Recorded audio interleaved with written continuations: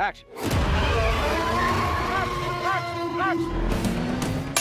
في الحلقة دي هتكلم عن أكتر حاجتين بحبهم في حياتي، السينما والعربيات. وللي ما يعرفنيش، أنا آخر 9 سنين في حياتي كنت بصور سباقات. صورت إيفنتس كتير للريد بول CBD وسباقات سرعة وسباقات رالي وسباقات دريفت. وآخر حاجة أخرجتها كانت لريد بول السنة اللي فاتت، هسيب لكم اللينك في الديسكربشن للي عايز يشوف الفيديو. المهم إحنا النهاردة هنتكلم عن فيلم F1. فيلم F1 بطولة براد بيت، وأنا في رأيي المتواضع الفيلم ده هيغير نظرة ناس كتير قوي لسباقات الفورمولا 1. الفيلم بياخدنا جوه دماغ المتسابقين اللي بيجروا بسرعه بتوصل لحوالي 350 كيلومتر في الساعه، وبيورينا الخوف والكبرياء وحقيقه المخاطره اللي ورا كل لفه في السباق، وليه سوني هيز المتسابق المعتزل يقرر يرجع يخاطر بحياته تاني. وزي ما احنا متعودين، احنا مش جايين نحكي قصه الفيلم، احنا جايين نحكي القصه اللي ورا الفيلم. فتعالوا نحسبها ونشوف ليه فيلم F1 يعتبر من اخطر وادق افلام السباقات اللي اتصورت في التاريخ.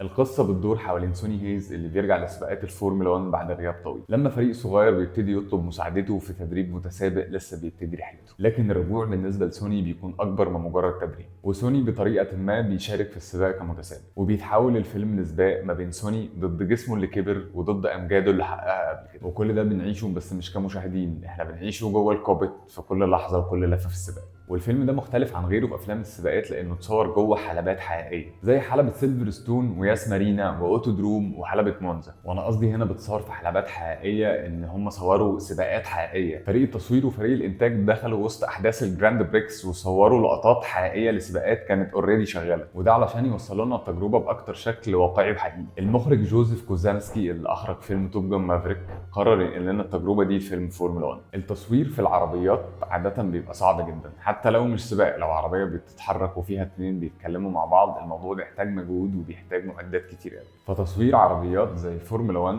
بسرعتها الكبيره جدا كان تحدي صعب. فاستخدموا سنسورز كاميرات سوني FX6 علشان هي في الطبيعي حجمها كبير، فهم خدوا السنسور من الكاميرا حطوه في حاجه زي راك او راكه وحطوها وثبتوها على العربيات من كذا اتجاه، وده علشان يقدر يحافظ لك على العربيات تفضل ماشيه بسرعتها عشان يوصل لك احساس الادرينالين واحساس الاسترس اللي بيحصل في السباق، وعلشان يقدر يجيب لك زوايا تصوير مختلفه عاده بتكون صعبه جدا في السرعات العاليه دي. فبالتالي بتطلع باوتبوت هو مش متسرع، هو مفيش فيه لعب خالص، انت شايف في الواقع السرعه دي واقعيه. وفريق مرسيدس AMG صمم عربيات مخصوص للفيلم بحيث ان هي تكون عربيه F1 حقيقيه جدا، بس مجهزه ان هي تشيل الكاميرات دي من غير ما يغيروا في الايرودايناميك او اداء العربيه. والاجمد من كده كمان ان لويس هامilton ما كانش مجرد منتج منفذ. وللي مش عارف، لويس هامilton هو واحد من اساطير اللعبه دي، تقدروا تدخلوا تعملوا سيرش تعرفوا عنه اكتر، هتتبسطوا بالمعلومات دي. المهم ان هامilton ما كانش مجرد منتج منفذ، لا هو كمان كان موجود وقت التصوير بيراجع وضعيه الممثلين جوه العربيه وحركتهم مع الجي فورس، حتى طريقتهم في الغيارات وحتى شكل الخوذه. وبالمناسبه الخوذه والريسنج سوت اللي ظهروا في الفيلم هم نفس اللي استخدموها المتسابقين الحقيقيين في موسم 2023. وبراد بيت اتدرب من 4 ل 5 شهور تدريب مكثف جدا علشان يقدر يسوق عربيات الفورمولا 1. والمنتج جيري بروكهايمر اكد في مقابله مع بيبل ان براد بيت ساق سواقه طبيعيه. وكمان المخرج جوزيف كوزانسكي ولويس هامilton اكدوا ان براد بيت كان في حاله بدنيه كويسه جدا وكان بيسوق من 8 ل 10 ساعات يوميا في ايام التصوير. Are driving the cars themselves going 200 miles an hour.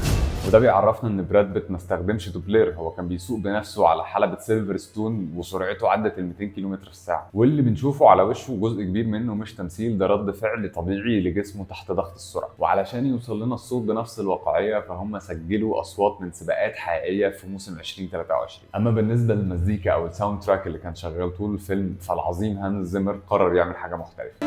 Hans writes the kind of melodies that, for whatever reason, they stick in your head.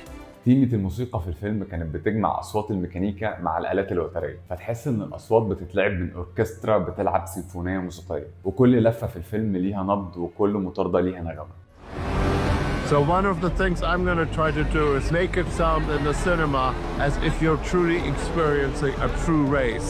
Because it's not just what you see, it's what you hear. طبعا الفيلم مش بيحكي عن سباقه بس، هو مقارنة ما بين جيل سوني اللي اتربى على الإحساس والغريزة وجيل السواقين الجداد اللي بيعتمدوا على الداتا والتليمتري والاي. وده ظهر قوي في شخصية جوشوا اللي لعبها دامسون إدريس. المواجهات اللي كانت بينه وما بين سوني ما كانتش جوه الحلبة بس، دي كانت فكرية وفلسفية، وبيورينا يعني ايه تكون شجاع ويعني يعني ايه تغامر في عالم الموت ممكن يجي فيه من غلطه واحده. الفيلم بينقلك كمان لجوه غرف الفرق والقرارات اللي بتتاخد في ثواني وسياسه السبونسر، وكل ده مبني على احداث حقيقيه حصلت في تاريخ الاف 1 زي تحالفات التسعينات اللي دمرت فرق كتير بسبب السياسه مش بسبب الاداء. وحاجه اخيره، السكريبت اتغير حوالي 10 مرات بسبب التغييرات الكتير في مواعيد السباقات وظروف التصوير. يعني في الاخر اللي شفناه على الشاشه ده نتيجه ملحمه انتاجيه فظيعه. وفي النهايه الفيلم بالنسبه لي بيسال سؤال: ليه الناس اللي بتجري بسرعات خرافيه في حلبه مقفوله بيتقال عليهم مجانين؟